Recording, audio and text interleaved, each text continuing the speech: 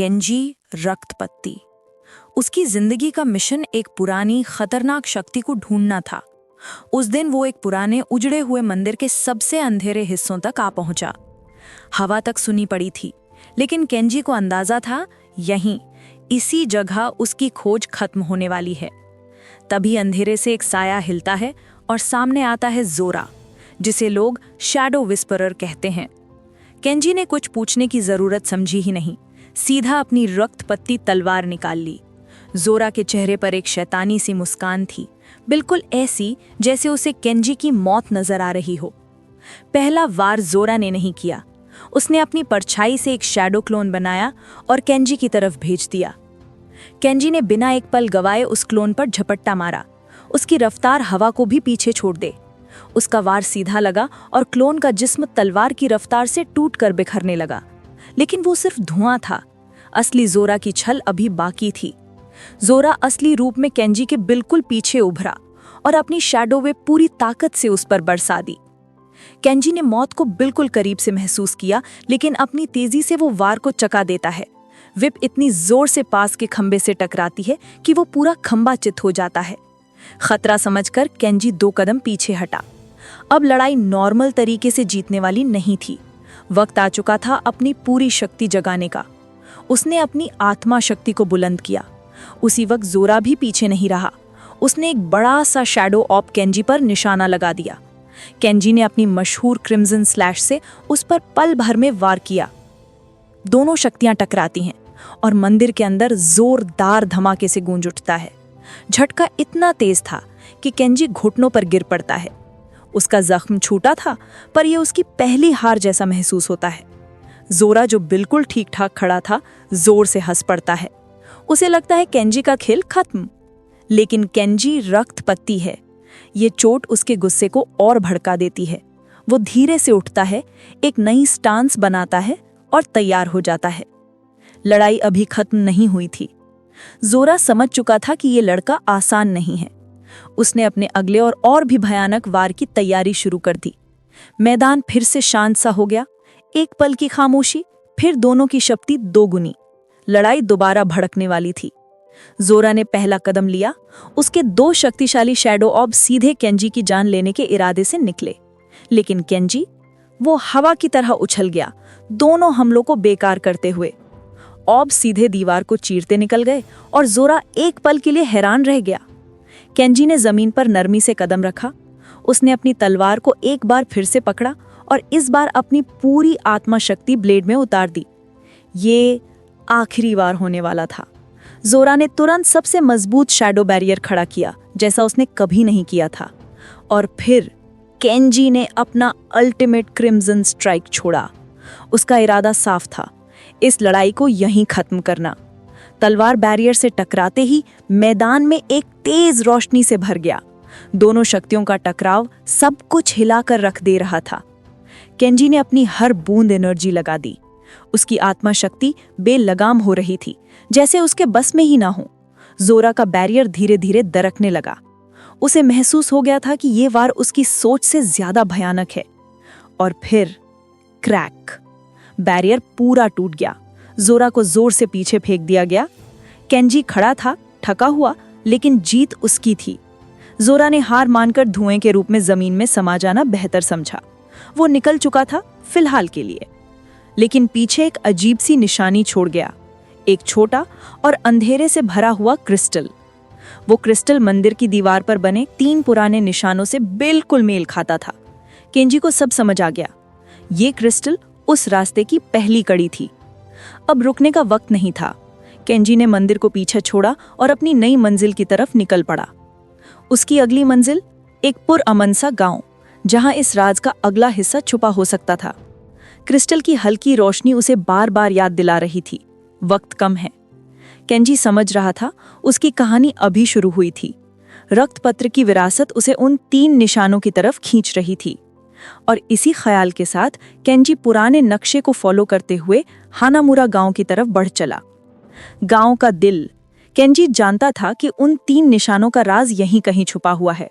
उसके हाथ में जो क्रिस्टल था, वो जैसे यहाँ की हवा को पहचान रहा हो, धीरे धीरे उसकी रोशनी बढ़ने लगी, जैसे वो किसी लॉक को खोलने की कोशिश कर रहा हो। केंजी ने क्रिस्टल को दीवार के बीच वाले निशान में लगाया। क्लिक।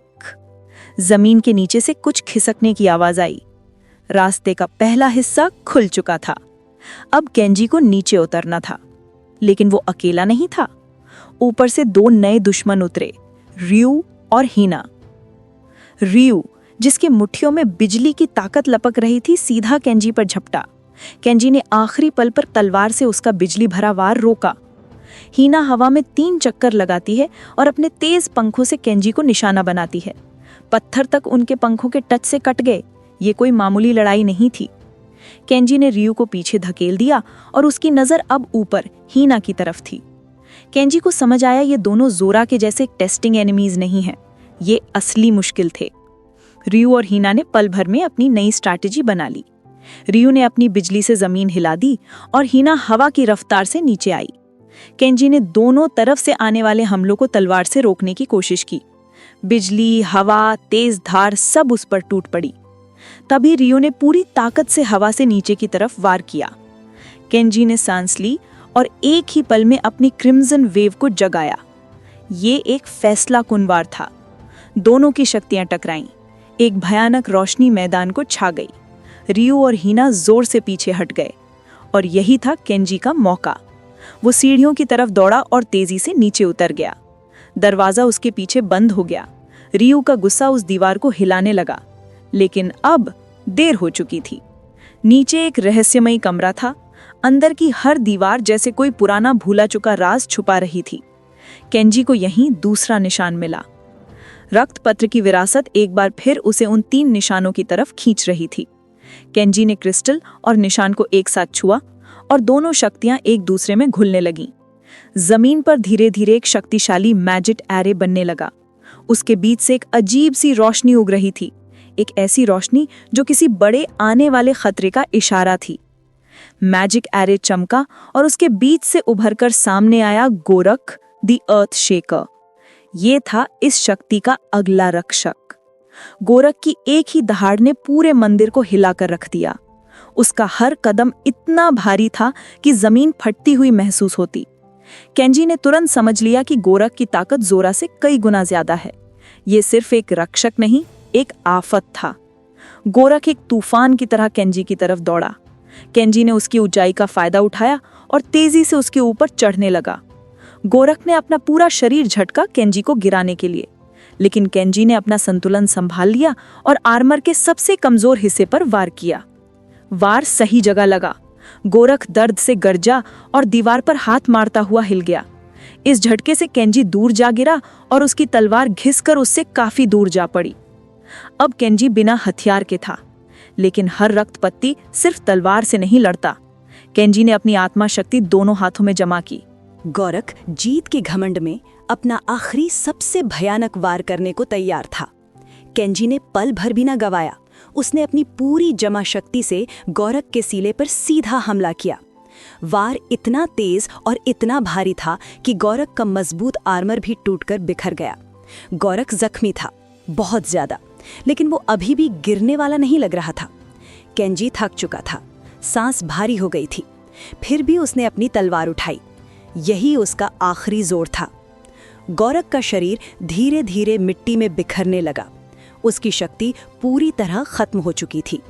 और जब सब कुछ शांत हो गया, तब केंजी के सामने उस कमरे का सबसे बड़ा राज उभर कर आया।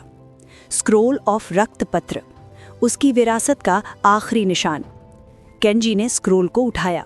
उसके चेहरे पर एक गहरा जीत का एहसास था। उसने स्क्रोल खोला और उसकी पूरी आत्मशक्ति एक तेज धड़कन के साथ केंजी के अंदर समा गई। उसकी रगों में नई शक्ति दौड़ने लगी।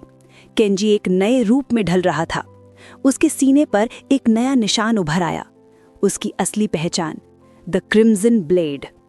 नई शक्तियों के साथ केंजी पहले से कहीं ज्यादा ताकतवर बन चुका था, लेकिन उसका मिशन अभी खत्म नहीं हुआ था। उसे महसूस हुआ ऊपर, जमीन के ऊपर कोई वापस आ गया था, और वो सिर्फ केंजी को ढूंढने के लिए ही आया था। जोला, जो पहले हार कर भाग गया था, अब अपनी सबसे ज्यादा, सबसे अंधेरी शक्ति के साथ वापस आया था। इस बार वो रुकने वाला नहीं लग रहा था। केंजी ने तलवार निकाली। उसे पता था ये लड़ाई आखिरी दम तक जाएगी। जोरा ने अपनी अंतिम सबसे भयानक ताकत छोड़ी, शैडो वॉर्टेक्स। मंदिर की दीवारें तक कांप उठी।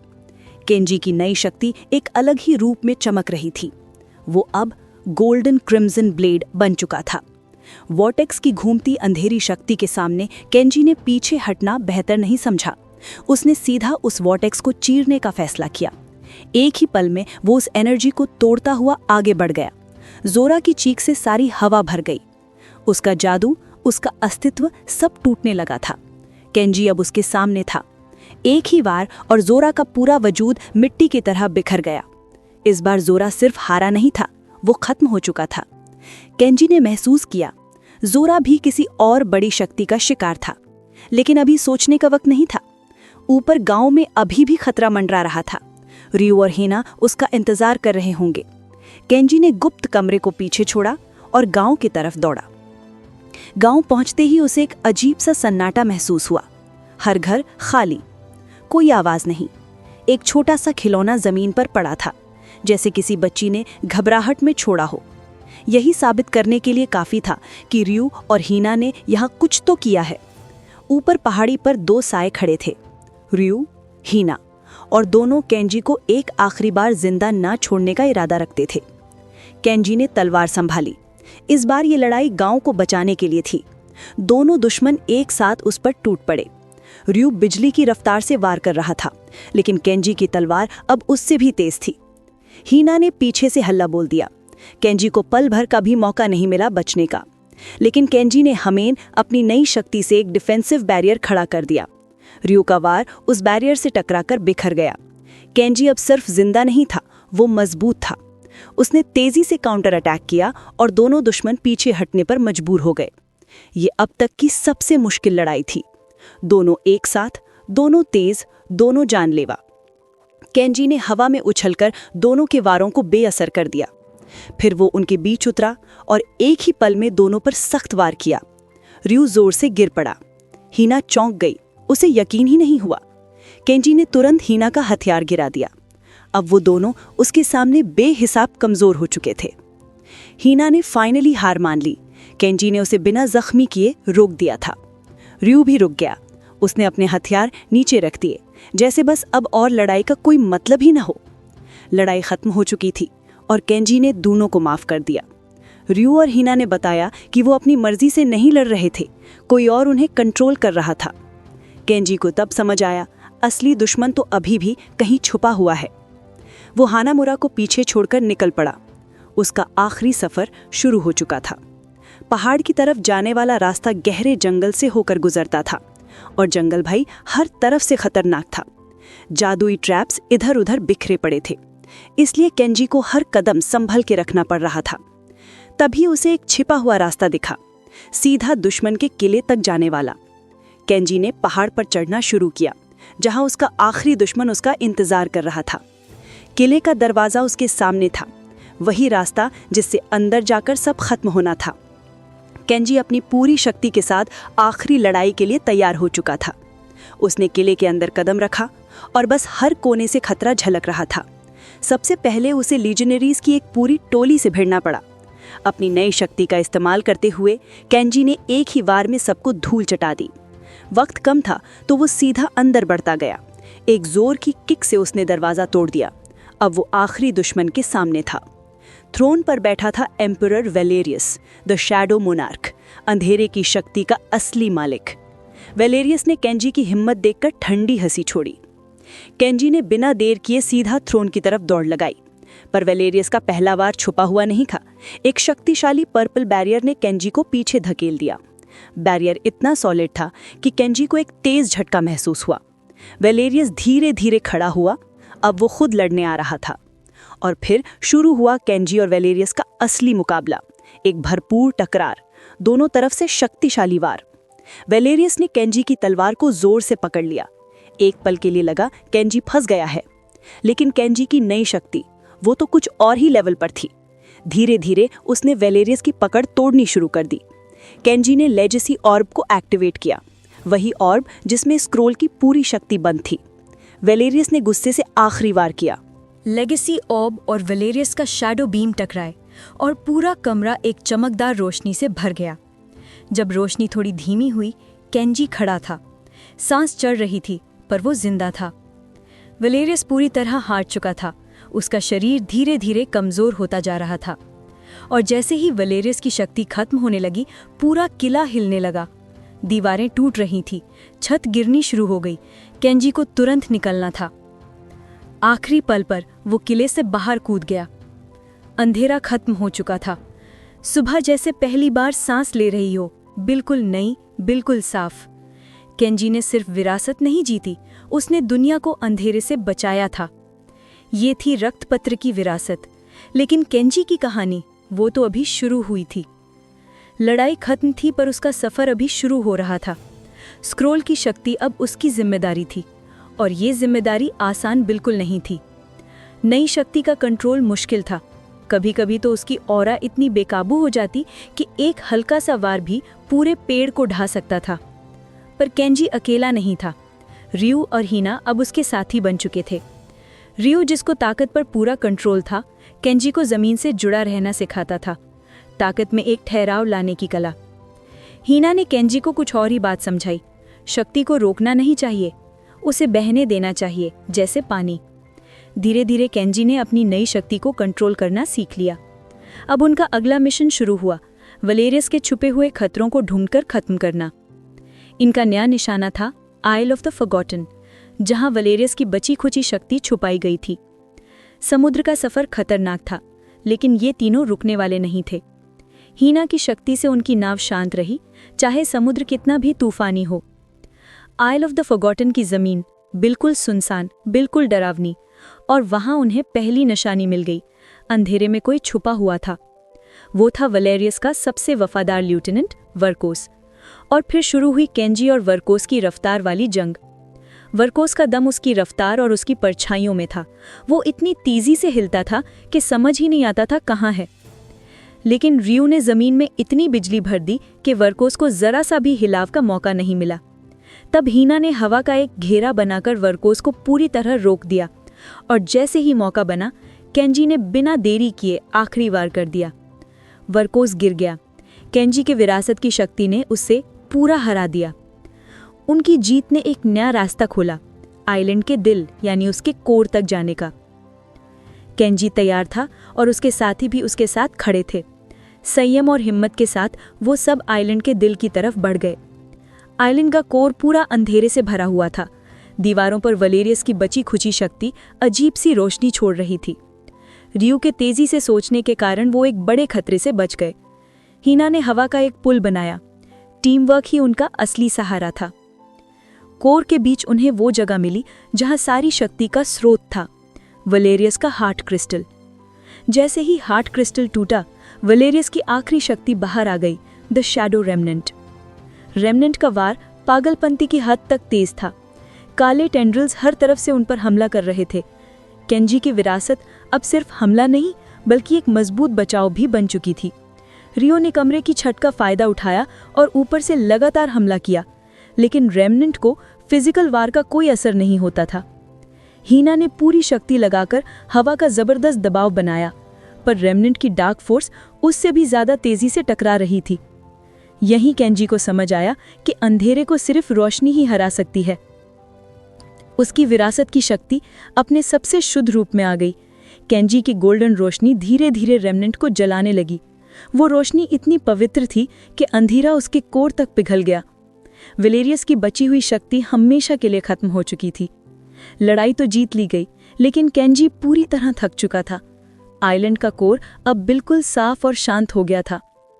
जीत के बाद उन्हें एक नया राज मिलता है, एक मैप जो आने वाले खतरे का पता दे रहा था। स्क्रोल खोला तो दुनिया का मैप था, जिसमें कई अजीब निशान बने हुए थे। केंजी समझ गया अब उसका मिशन पहले से कहीं ज्यादा बड़ा था। तीनों साथी अब पूरी दुनिया के खतरों का सामना करने के लिए तैयार थे। उनका अगला सफर उन्हें दूर दराज तक ले जाने वाला था, विरासत के नए निशानों की तलाश में। रक्तपत्र की विरासत का अगला अध्याय था दुनिया का सफर। आइल ऑफ द फॉरगॉटन की जीत के बाद उन्होंने बिना देरी किए एक नया चैप्टर शुरू किया। अगला निशाना था बर्फ से ढका हुआ नॉर्डर्न पीक्स, जहां एमरल्ड ग्रीन शक्ति का स्रोत छिपा हुआ था।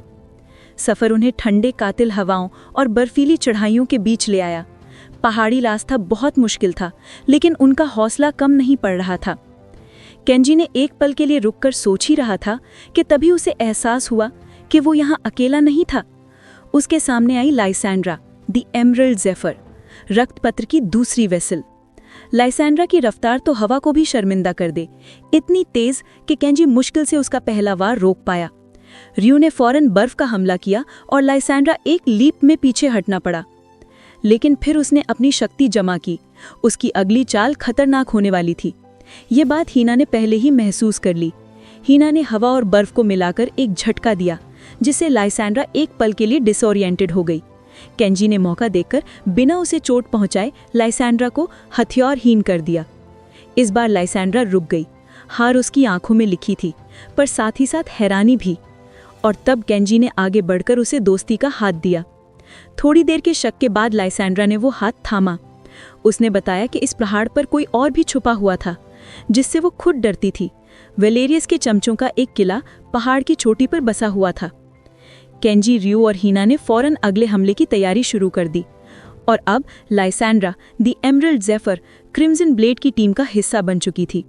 उनकी शक्तियां मिलकर और भी ज्यादा खतरनाक हो गई। चारों साथी एक होकर किले की तरफ बढ़े। दरवाजे पर पहुंचते ही उन्होंने अपने हथियार निकाल लिए। केंजी के विरासत की रोशनी से बर्फ का बड़ा गेट पिघलकर नीचे गिर गया। किले के अंदर पहुंचते ही उनका स्वागत हुआ वेलेरियस के नए सैनिकों ने, बर्फ से बने, ठंडे, बेहद खतरनाक। और लड़ाई का एक और चैप्टर शुरू हो गया।